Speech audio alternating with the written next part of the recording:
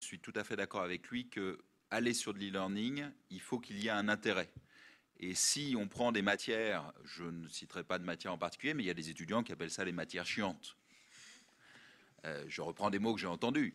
Si vous prenez ces matières et qu'en plus vous les mettez en e-learning, à part l'intérêt de ne pas se prendre une bulle à la fin, il n'y aura pas d'adhésion à l'e-learning. C'est tout l'intérêt, je dirais, de la pédagogie et de l'enseignant, c'est de transformer ces matières qui, de manière complètement subjective et pas objective, peuvent paraître embêtantes pour les étudiants, de pouvoir, par une méthode pédagogique, alors il y en a certaines qui ont été citées. Oui, excuse-moi Laurent Cyril, mais est-ce que ces matières que tu dis...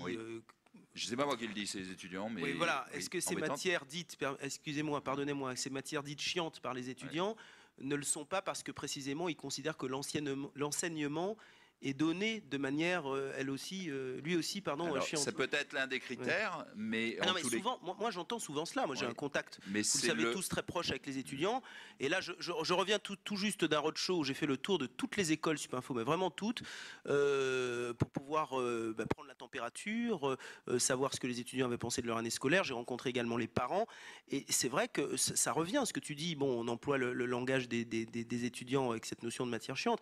Enfin, ces matières qui sont pas appréciées sont parfois aussi des matières qui sont enseignées de manière un peu trop traditionnelle, pas très sexy, si vous me permettez l'expression, alors que parfois certaines matières qui sont dans certaines régions, comme dans d'autres d'ailleurs, pas appréciées, parce que dans cette région-là, il y a le professeur qui a du charisme, qui a du dynamisme, qui a autre chose, et là, ça se passe tout à fait bien. Donc, c'est pas forcément la matière qui est chiante. Ça peut être le professeur, excusez-moi, mesdames, messieurs. Non, mais je te suis totalement. Tu as la voie de solution. La voie de solution, c'est qu'il faut, sur ces matières, avoir une méthode pédagogique qui génère de l'intérêt. Si la voie de solution sur une matière qui, a priori, ne va pas intéresser l'étudiant, c'est de lui mettre sur de l'e-learning, pour moi, ça ne peut pas fonctionner. Non, mais attends, excuse-moi. Est-ce que l'e-learning ne va pas pouvoir précisément partager le professeur génial qui a la bonne méthode, qui a les bons mots, qui a on va dire la bonne manière de faire passer les choses, en disant voilà, celui-là, hop, on le capte, on le met dans la boîte, et c'est lui qui va...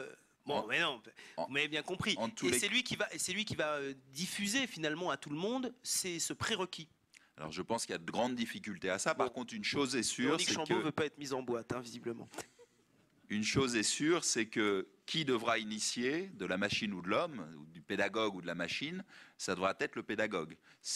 Moi je pense que sur une matière où il y a une subjectivité matière chiante, si le pédagogue n'a pas intervenu avant, jamais les étudiants iront d'eux-mêmes et avec le sourire aux lèvres et à 23 heures sur le système d'e-learning, alors que le passionné d'Unix ou que sais-je, dès qu'il va y avoir une nouvelle version, va se précipiter. Là, il n'y a même pas besoin de pédagogie. Il a un intérêt personnel. Donc, en amont, sur les matières qui semblent difficiles pour les étudiants, je pense qu'il faut générer un intérêt, soit par pédagogie, je crois beaucoup à la pédagogie. L'expérience que vous citez, moi j'ai pu en avoir une en prison, alors avec des gens où l'intérêt, à part celle de sortir de cellules, était difficile pédagogiquement, mais on y arrive. Rassure-nous, c'est pas toi qui y étais en prison. J'y étais, mais j'y étais en tant que formateur bénévole. Non, je sais bien. Pour le reste, je préfère pas en parler.